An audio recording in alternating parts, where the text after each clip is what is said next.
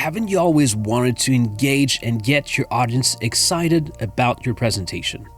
Now, stick around for the next 15 minutes. You'll see exactly how I can do that, and you can download this template for absolutely free.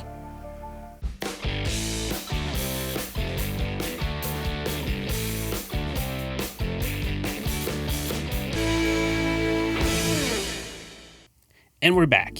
So we're going to start with 4 steps, the 4 basic steps of my tutorials. The audience strategy is about who is listening, who is watching. We're looking at a dominant profile, focus on results. To master your story, we're going to be focusing on resetting the foundation of what a good bench press is and how do we maximize muscle growth. Now, the compelling visuals, which you just saw, are meant to be engaging and really focusing on the essential information only, no fluff. And we're going to deliver like a pro because we're going to be slow-paced storytelling, and we're going to find ways to engage with the audience, right? Find ways to connect with them. So I always start out my presentation with a quick discussion between me and ChatGPT or whatever AI tool you can find out there. And my prompt is basically me asking him, like, give me your top 3 things to know about bench pressing. So form is everything, controlling the bar, and grip with matters. So once I have that, I go on Pixabay and I find this cool picture from Michael or Mikhail, and I just start from that point. So thanks, Mikhail, for the picture. And by the way, when you see this quick template, you can actually download it right now. There's a link below this video. You can just watch a webinar, download the link for free. I'm doing this for you guys. I want this to be accessible. So I start out with a picture and I start kind of moving things around. I just enter my text, bench press. So we're going to start easy and simple. Now, it's not only a matter of picking the best font, it's understanding all the golden rules you have to apply with a good presentation. And if you want to know more about it, let me tell you guys about my Presentation Pro workshop with 4 easy steps broken down into high-quality, thought-provoking videos. You will have access to powerful and concise walkthroughs that are simple, reliable, and repeatable, that have been written by me personally. This method does everything for you to prepare your next presentation in a way that's going to be fun, immersive, and accessible. Videos, summaries, step-by-step checklist, supporting documentation, and working templates, all in 12 chapters that are crisp and concise. We have over 4 hours of premium content online with detailed video tutorials that help you each step of the way. You'll never struggle with presentation strategy or delivery ever again. I'm guessing right now you're pretty interested in the workshop. Click on the link to watch the free webinar. And we're back. So again, back to the font, like what is the best font to align with the idea of a bench press? So I wanted to go with something kind of bold, a bit I would say square-ish, manly-ish, something very kind of rugged. And that's what I went with. If you want to slow things down, zoom in, just take your time. I'm not focusing on the technicality of things. I want to focus more on why I'm doing these things, what I'm picking those choices. So the black background is to align with the color of the picture.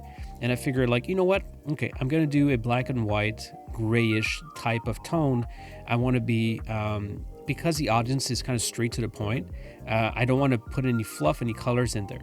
So you see me here, I have a text, I have a shape in the back, and I'm using the intersect function to select the back kind of shape and then the text and then carve things out. What it's doing is just carving a hole in the shape of the text. So this is an object right now. I'm moving around. It's an object. So that's a cool thing. I can now use this object, right? Copy and paste that thing. Go on the slide with the picture. I'm just pasting it. And now you can see through it, right? So I kind of carved out the text from this rectangular object, all right? So the cool thing is I can now take that and I can play with the size, right? So I can increase the size of it. And this is kind of a bit technical because I can't increase it the way I wanted to the first time. So I have to play around with the side scroll. Bit of a pain in the butt, to be honest. So PowerPoint, maybe if you guys could improve something, that would be it. But again, I don't think I'm the usual PowerPoint designer you might have. Like So this is like a specific use case, but it's a pain in the butt to do that. So what I want to do is I want to increase the size of my object so big that the slide actually fits into a space where there's no color, right? There's no, I can see through it. So what I'm doing now, I'm doing a transition from one slide to another, and I'm using the transition function up there in the bar, and I'm selecting morph, right? So when you select morph, you go from one slide to another, and it just kind of slowly transitions, and it gives like cool, kind of Hollywood feel to your presentation. It's that easy, man. So I think the majority of the whoosh or the whoa feel comes from that simple transition of going from a very large bench press to a smaller bench press, and then it's just zooming in, and you got a picture in the back, and that's it. So what I'm also doing here is I'm messing around with the. I kind of wanted to go like really. I don't want to say Da Vinci mode, but I really want to be fancy. So I'm taking the back of the picture with the text, and I'm using the geometric kind of function to kind of carve out the picture from the text. So it still becomes an object, right? And you can see here the picture is there. And I can play, see, there it is. So I got like I got a picture and an object, which is a snapshot of the picture. You can slow things down if you want to kind of see how it done it. But essentially, I'm going to use that when I transition from one slide to another to give that kind of effect. I'm clicking on this object again and playing with the light of it, the contrast, the brightness, and I'm putting all the way down. So it becomes black. So it's not like selecting color black and just playing with the brightness. You can do that with any picture, by the way. If you select a picture or an object and you go brightness all the way to 0%, it just naturally turns to black. Makes sense, right? So I'm using this trick to go from one transition to another, and you're going to see like how it kind of flows in, right? So there you go. Well, okay, let's just go full screen. Okay, so we go from this to that, and then this, and that one, and boom. So I'm going to really accelerate from this point because there's not much value for you guys to see this in real time. So this is super accelerated. What I'm doing is I'm taking the text from ChatGPT, the conversation, and I'm just playing around with the text, trying to figure out like, how do I present these three ideas in a way that is not only cool, but people would actually want to read it. So depending on your audience, sometimes, again, you can download this absolutely free now. You don't need to mess around. You can just get the final result and play around with my final slides. So what I'm trying to figure out is, how do I present this information in a way that is consumable? Can they consume it? Do they actually want to read it? So that's what I'm going for. I'm playing around with what's the best font, what's the size. I got like two things on my mind. Like, do people actually want to read this thing? And is it displayed in a way that's appealing, right? Do I find it cool? So if I get this feeling like, I want to read this information because it seems interesting, and also it just looks cool. And I don't have any smarter way to say it. You kind of build this sense of beauty. If it looks beautiful, it feels cool, it is cool, you want to read it, right? So I'm trying to figure out like, what is the best font, and I'm playing around like this, that, and this could take like 10, 15, 20 minutes for me to get that feel of it. And of course, I know that the golden rule I have in my tutorial is usually one font per size or per slide, right?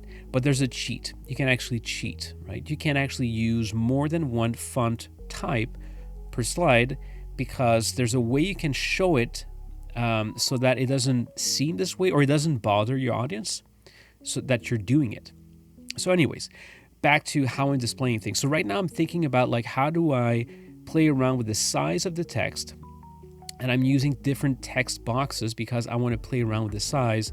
And the reason why I'm using like two different text boxes sometimes is I want to get the text closer one to the other. Like, for example, control the bar.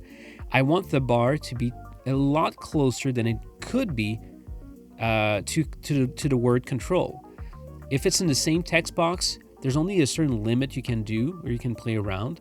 So that's giving me that extra leg room or extra flexibility to play around with things. Now you're gonna see this in a lot of my tutorials. I always add this line here, or always. I don't always say always. I like to say it's a reflex to add it because it improves the readability of your slide, right?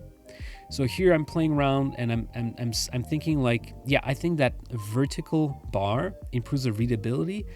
And now I want to apply this bar to like the rest of it, right? So I'm playing around again. This is just me grouping, ungrouping, and figuring out like, okay, here's the best way to represent the information. So once I have done that, now I always do a test trial and figure like, okay, is that the way I want it to look, right? So I just do a little test, bench press, and I see like things flying in, and I go like, I guess it kind of makes sense, right? So the transition sounds cool, looks cool, feels cool at this point, and bench press just whoop, top left, and then, well, something's wrong here. Well, everything appears at the same time. So again, this is 5x speed, just me going really fast. So I just realized I didn't select the whole thing properly. So it's a matter of selecting, hitting Control G, making sure you're grouping your objects, it becomes one. And then what I'm doing is I'm doing two slides, one where each group it's all over the place outside of the slide. I'm moving to see the objects outside of the slide. And on the second page, they're in the right place. And I do a transition animation. And then you use a preview function to see if it really aligns with what you had in mind. So your cool introduction, your engaging visual, all comes down to you finding the right balance between not too much text, the right visual, and leveraging that cool transition effect. Stay tuned for my next videos where I'll show a lot more ways to engage with your audience.